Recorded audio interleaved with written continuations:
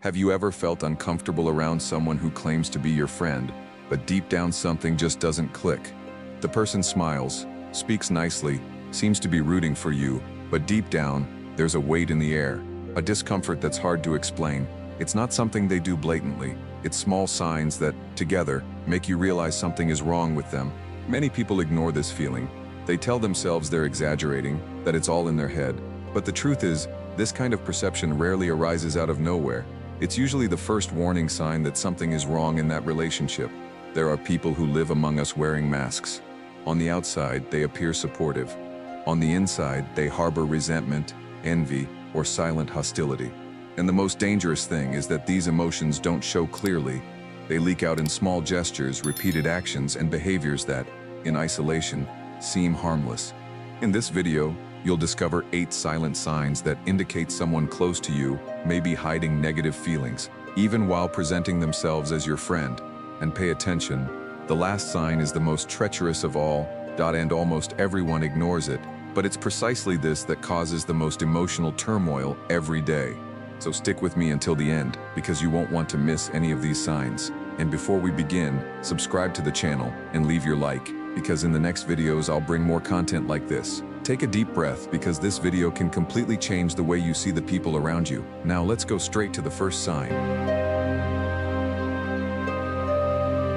The first sign almost always goes unnoticed because it comes wrapped in something socially acceptable. Jokes. You know that person who's always making jokes about you? Ironic comments, giggles, innocent observations that always touch on the same sensitive points.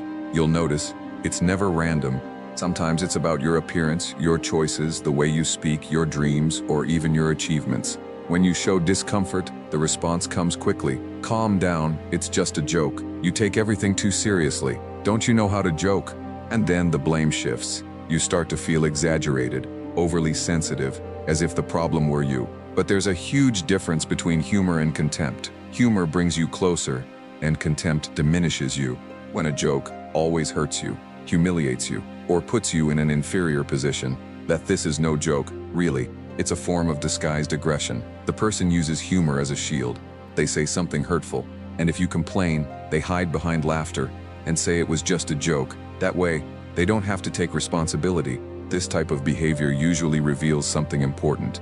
The person wants to feel superior to you. They feel better when they manage to belittle you, even if only for a few seconds. It's as if, by putting you down, they alleviate an internal insecurity they don't know how to resolve. Therefore, what matters is not an isolated joke, but the standard. If this happens repeatedly, and you always leave the conversation feeling inferior, ashamed, or insecure, it's a clear sign that the person around you doesn't have your best interests at heart. Because respect doesn't hurt, and true friendship doesn't use laughter as a weapon. Now I ask you, has this ever happened to you?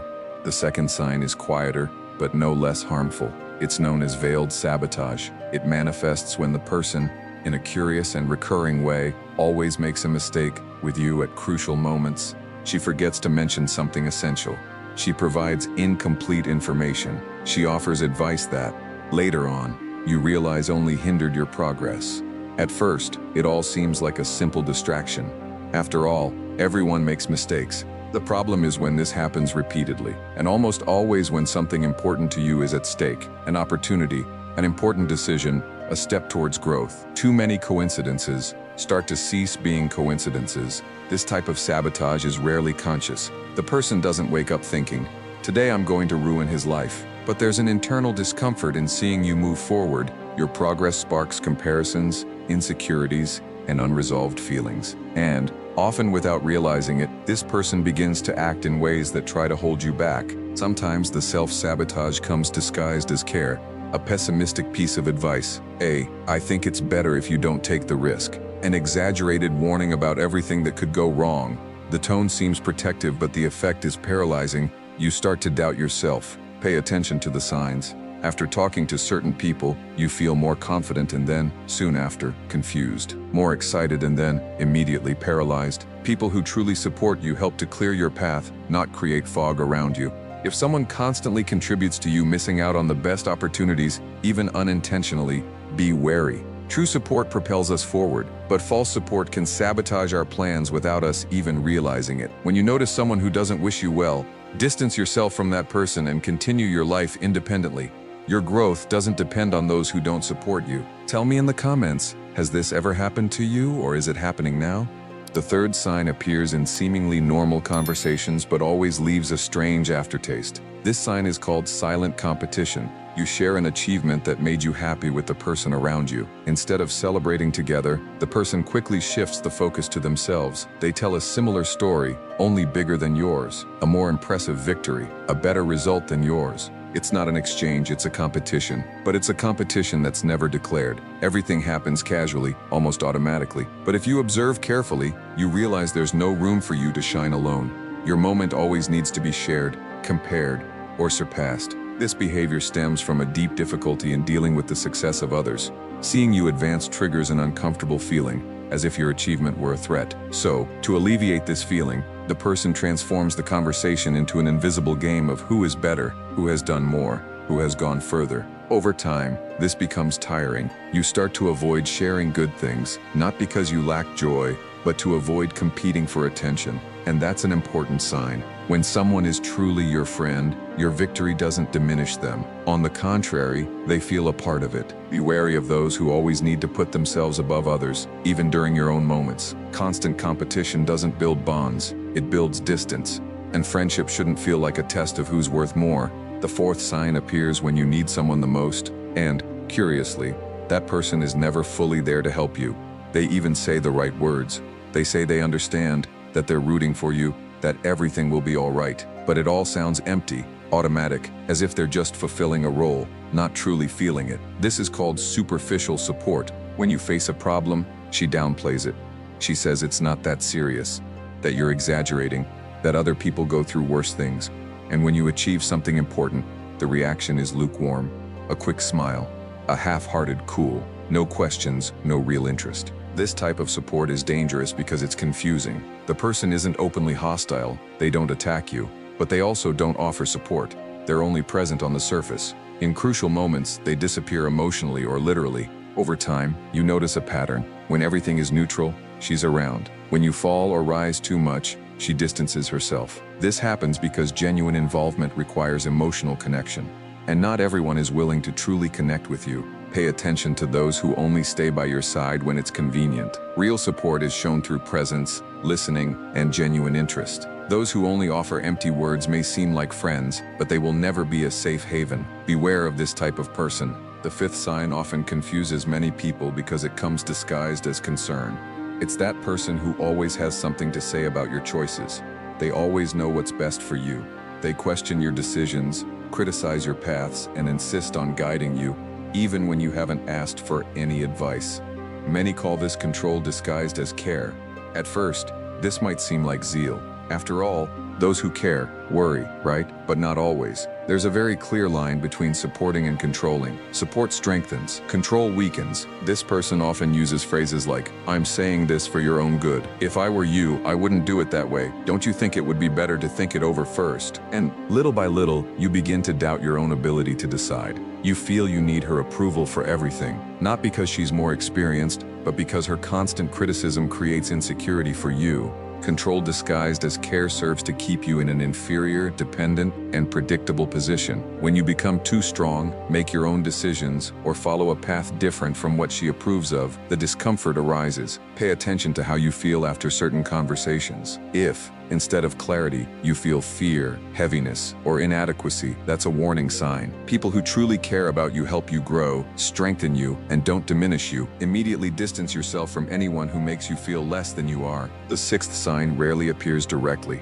It happens when you're not present. People who hold grudges rarely confront you. They prefer to act behind your back, spreading comments, subtle criticisms, or distorted versions of your story, all in a slow, almost invisible way. This sign is called talking behind your back. You start to notice that something has changed. The people around you become colder, certain glances become strange, conversations become shorter. No one says anything openly, but the atmosphere is no longer the same, and you don't understand why. This type of behavior has a clear objective: to undermine your image without taking responsibility. Those who speak behind your back avoid the risk of confrontation, but still find a way to vent their feelings. Sometimes it's opinions, Sometimes it's concerns. Sometimes it's just a doubt planted in the right ear. The most curious thing is that those who act this way usually present themselves as correct, fair, even trustworthy. But observe the patterns. Mature people communicate directly. Insecure people prefer the hidden path. If you notice that someone talks about you differently depending on who's listening, that's not a slip-up, it's a strategy. And most of the time, it reveals more about the internal discomfort of the person spreading the rumor than about you. Protect your energy. Not every smile is sincere, and not every silence is innocent. Remain silent. Let him expend his own energy while you stay strong. The seventh sign is one of the most revealing, because it appears precisely during your best moments. Many call this sign an inability to celebrate your victories. When something good happens to you, a promotion, a personal achievement, a significant advancement, this person's reaction is strange. It's not quite an attack. It's something colder and more distant. She listens but doesn't get excited. She responds with an emotionless, "Oh, cool." She quickly changes the subject, or worse, she tries to downplay what you've accomplished. She says it wasn't that difficult, that anyone could have done it, or that someone else did it better. This type of reaction hurts because it breaks something we all hope for, that those who care about us will rejoice in our happiness. But when there is envy, frustration, or resentment, seeing the other person succeed becomes a painful reminder of what the person themselves failed to achieve. So, to alleviate this discomfort, she downplays her achievement, not because it's unimportant, but because acknowledging her success would require confronting an inner void that she prefers to avoid. Pay close attention. Those who admire you don't feel threatened by your growth. On the contrary, they are inspired. If someone reacts negatively to your victories, that's neither humility nor neutrality. It's an internal conflict that has nothing to do with you, but it can deeply affect you if you ignore it. The best choice to make is to distance yourself from this person while there's still time. The eighth sign is the most treacherous of all, because it lies not in what the person says, but in what they can't control. Words can be rehearsed, gestures cannot. This sign, called "the body speaks what the mouth tries to keep silent." You talk about one of your plans to someone close to you and notice a tiny silence, a smile that appears too late, a glance that wanders too quickly. The voice changes tone just when you're sharing something good. The body stiffens, the hands clench, the posture becomes closed. These are small details, almost imperceptible, but constant. Many people ignore these signs because they think they are imagining things. But the body reacts before the mind can disguise it. It expresses discomfort, tension, and rejection automatically. And when this happens consistently in the same contexts, it's no coincidence. Observe how the person reacts when you talk about growth, happiness, or future plans. Is there presence or discomfort? Is there openness or rigidity? Pay attention. The body always reveals what the mouth tries to hide.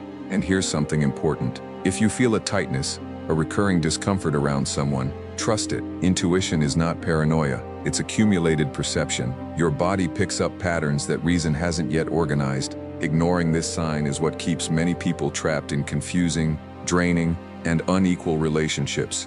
Recognizing it is the first step to protecting yourself emotionally. Tell me in the comments, which of these signs happened to you? If you identified someone's specific behavior while watching this video, I want you to know something important. Noticing doesn't make you paranoid, it makes you aware.